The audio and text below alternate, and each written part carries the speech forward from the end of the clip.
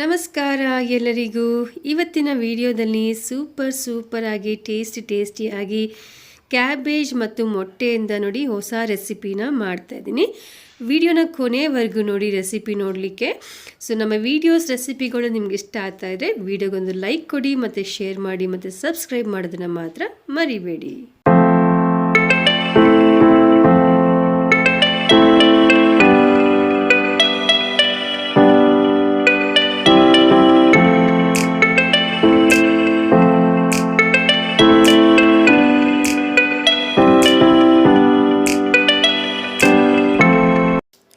ಈಗ ಮೊದಲು ಒಂದು ಪ್ಯಾನಿಗೆ 2 ಸ್ಪೂನಷ್ಟು ಎಣ್ಣೆ ಸೇರಿಸ್ತಾ ಇದ್ದೀನಿ.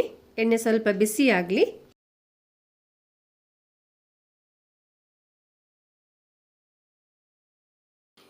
ಈಗ ಎಣ್ಣೆ ಕಾದಾಗಿದೆ. ಒಂದು ಈರುಳ್ಳಿನ ಸೇರಿಸ್ತಾ ಇದ್ದೀನಿ.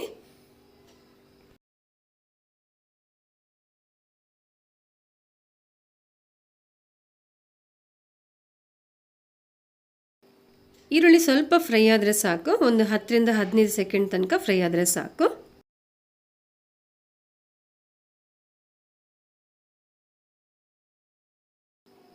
ಈಗ ನಾನಿಲ್ಲಿ ಕ್ಯಾಬೇಜ್ ಸೇರಿಸ್ತಾ ಇದ್ದೀನಿ. ಕ್ಯಾಬೇಜ್ ನೋಡಿ ಸಣ್ಣದಾಗಿ ಕಟ್ ಮಾಡಿದ್ದೀನಿ. ಅರ್ಧ ಕ್ಯಾಬೇಜನ್ನು ಸೇರಿಸ್ತಾ ಇದ್ದೀನಿ. ಇದು ನೋಡಲಿಕ್ಕೆ ಜಾಸ್ತಿ ಕಾಣ್ತಾ ಇದೆ, ಸ್ವಲ್ಪ ಬೆಂದ ಮೇಲೆ ಎಲ್ಲ ಕಡಿಮೆ ಆಗುತ್ತೆ. ಈಗ ನಾನಿಲ್ಲಿ 3 ಕ್ಯಾರೆಟ್ನ ತುರಿದಿಟ್ಕೊಂಡಿದ್ದೀನಿ, ಅದನ್ನು ಸಹ ಸೇರಿಸ್ತಾ ಇದ್ದೀನಿ. ಚೆನ್ನಾಗಿ ಫ್ರೈ ಮಾಡ್ಕೊಳ್ಬೇಕು.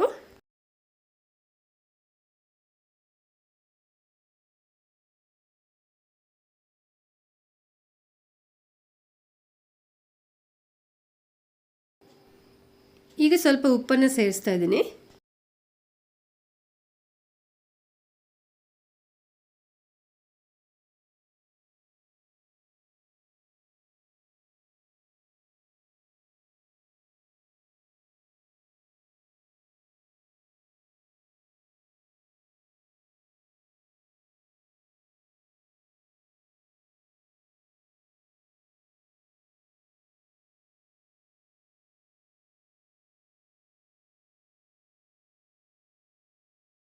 ಈಗ ನೋಡಿ ಕ್ಯಾಬೇಜ್ ಮತ್ತು ಕ್ಯಾರೆಟ್ ಚೆನ್ನಾಗಿ ಫ್ರೈ ಆಗಿದೆ. ಸ್ಟವನ್ನು ಆಫ್ ಮಾಡಿ ಸೈಡಿಗೆ ಇಡ್ತಾ ಇದ್ದೀನಿ.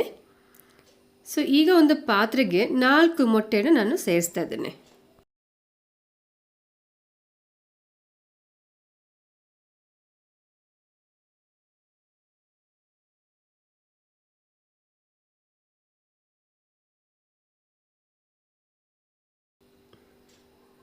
ನೋಡಿ ಮೊಟ್ಟೆ ಹಾಕಿದ ಮೇಲೆ ಚೆನ್ನಾಗಿ ಮೊಟ್ಟೆನ ಹೀಗೆ ಮಿಕ್ಸ್ ಮಾಡ್ಕೊಳ್ಬೇಕು.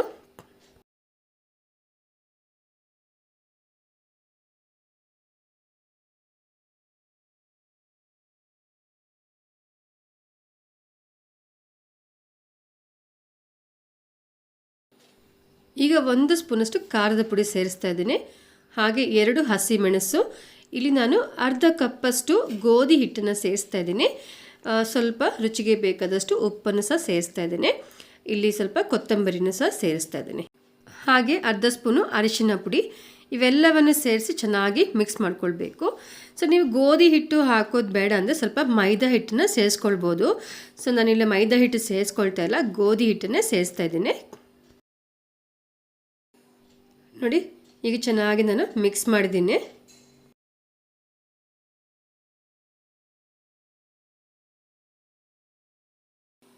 ಈಗ ಫ್ರೈ ಮಾಡಿರುವಂತಹ ಕ್ಯಾಬೇಜ್ ಮತ್ತು ಕ್ಯಾರೆಟ್ ಇವನ್ನು ಸಹ ಮಿಕ್ಸ್ ಮಾಡ್ತಾ ಇದ್ದೀನಿ.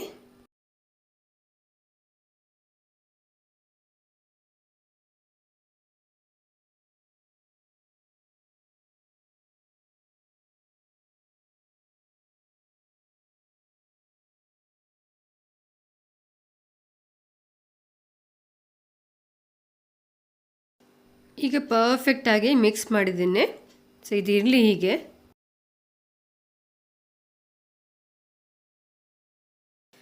ಈಗ ನೋಡಿ ಅದೇ ಪ್ಯಾನಿಗೆ ಸ್ವಲ್ಪ ಎಣ್ಣೆಯನ್ನು ಸೇರಿಸಿದ್ದೇನೆ. ಸೊ ಮಿಕ್ಸ್ ಮಾಡಿರುವಂಥ ಮೊಟ್ಟೆ ಮತ್ತು ಕ್ಯಾಬೇಜು ಮತ್ತು ಕ್ಯಾರೆಟ್ ಎಲ್ಲವನ್ನು ಸಹ ನಾನಿಲ್ಲಿ ಪ್ಯಾನಿಗೆ ಸೇರಿಸ್ತಾ ಇದ್ದೀನಿ. ಎಲ್ಲ ಒಟ್ಟಿಗೆ ಸೇರಿಸ್ತಾ ಇದ್ದೀನಿ.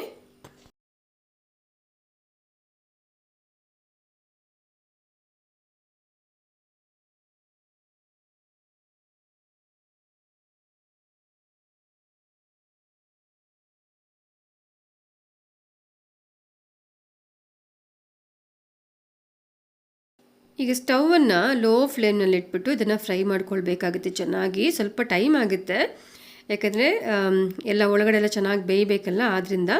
ಸೊ ಆದ್ದರಿಂದ ಬೆಂಕಿಯನ್ನು ನಾನು ಲೋ ಫ್ಲೇಮ್ನಲ್ಲಿ ಇಟ್ಬಿಟ್ಟು ಒಂದು ತಟ್ಟೆನ ಮುಚ್ಚಿಡ್ತಾ ಇದ್ದೀನಿ. ಒಂದು 5ರಿಂದ 7 ನಿಮಿಷಕ್ಕೆ ಒಂದು ಕಡೆ ಚೆನ್ನಾಗಿ ನಾವು ಬೇಯಿಸಬೇಕಾಗುತ್ತೆ.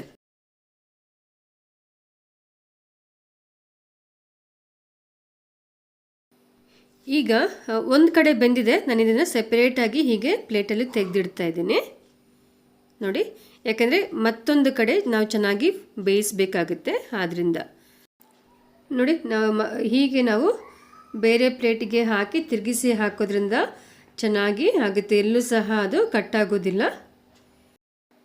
ಈಗ ನೋಡಿ, ಮತ್ತೆ ಇದನ್ನು ಚೆನ್ನಾಗಿ ಫ್ರೈ ಮಾಡಬೇಕಾಗುತ್ತೆ. ಸೊ ಹಾಗೆ ನಾವು ಮೊದಲು ಹೇಗೆ ಬೇಯಿಸಿದ್ವಿ, ಬೆಂಕಿಯನ್ನು ಕಡಿಮೆ ಉರಿಯಲ್ಲಿ ಇಟ್ಕೊಂಡು ಅದೇ ರೀತಿ 5ರಿಂದ 7 ನಿಮಿಷ ತನಕ ಇನ್ನೊಂದು ಕಡೆಯೂ ಸಹ ನಾವು ಚೆನ್ನಾಗಿ ಫ್ರೈ ಮಾಡಬೇಕಾಗುತ್ತೆ. ನೋಡಿ, ಚೆನ್ನಾಗಿ ಫ್ರೈ ಮಾಡಿದಾಗ ಮಾತ್ರ ಈ ರೀತಿ ಎಲ್ಲೂ ಸಹ ಬಿಡದೆ ಹಾಗೆ ಸೂಪರಾಗಿ ಬರುತ್ತೆ ಕೋಟಿಂಗ್. ನೋಡಿ, ತುಂಬ ಚೆನ್ನಾಗಿ ಬಂದಿದೆ, ಎಲ್ಲೂ ಸಹ ಬಿಟ್ಟಿಲ್ಲ. ನಾವಿಲ್ಲಿ ಕ್ಯಾರೆಟು ಮತ್ತು ಕ್ಯಾಬೇಜ್ ಹಾಕಿರೋದ್ರಿಂದ ಟೇಸ್ಟು ಸೂಪರಾಗಿರುತ್ತೆ. ಮಕ್ಕಳಂತೂ ತುಂಬಾ ಇಷ್ಟಪಟ್ಟು ತಿಂತಾರೆ. ತರಕಾರಿ ತಿನ್ನದೇ ಇರೋ ಮಕ್ಕಳು ಇದನ್ನು ಇಷ್ಟಪಟ್ಟು ತಿಂತಾರೆ.